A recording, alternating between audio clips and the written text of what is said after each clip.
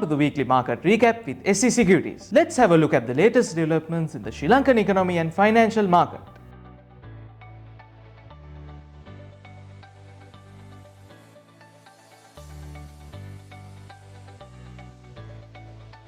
Sri Lanka's PMI for construction in November 2024 recorded a value of 51.4, indicating slight expansion but at a slower rate. Severe weather conditions disrupted scheduled work and slowed the tender evacuation process, impacting new orders. The employment index continued its decline, showing firms' hesitance to expand their workforce amid cautious economic conditions. The quantity of purchases index remained neutral, indicating stable material purchases. Supply delivery times lengthened during the month. The outlook for the next 3 months remained positive, with firms optimistic about project availability from January and improved weather conditions. This suggests potential recovery and growth in the construction sector, providing cautious optimism for investors in the sector.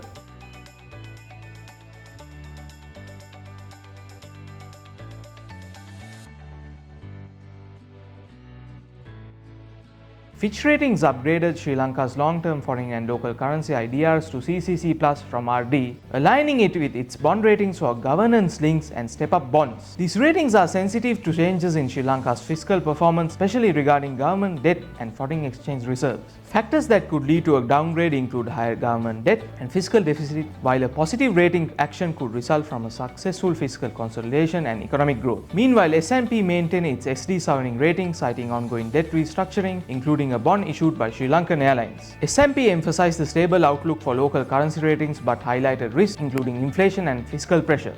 Both agencies reflect concerns about fiscal sustainability, with S&P noting potential improvements if the government's fiscal metrics and economic performance improve quickly. Investors should monitor Sri Lanka's debt restructuring and fiscal policies for potential rating changes.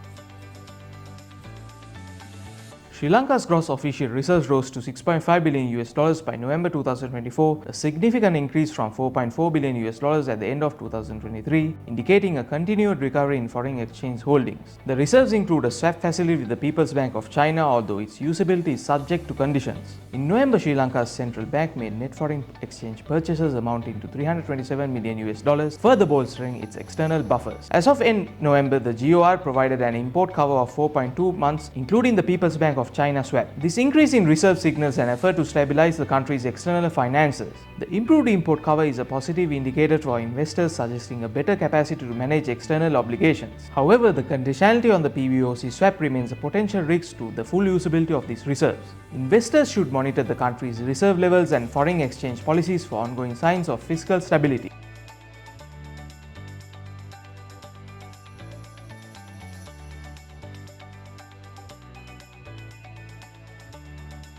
Oil prices held steady in thin holiday trade, with Brent crude at $74.13 per barrel and US West Texas Intermediate at $70.59. Both contracts rose by 1.4% last week, driven by a larger than expected US crude inventory drawdown and stronger fuel demand during holiday season. Oil prices were also buoyed by optimism for Chinese economic growth in 2025. China's oil import quotas for 2025 have also increased, signaling potential demand growth. Despite underperforming expectations in 2024, global oil consumption reached an all-time high, with stockpiles at lower levels entering 2025. Market participants are focusing on upcoming economic data from China and the US to gauge future demand, with expectations of improved Chinese economic activity. In Europe, the fading prospect of a new Russian gas deal may drive additional LNG imports, affecting global energy dynamics.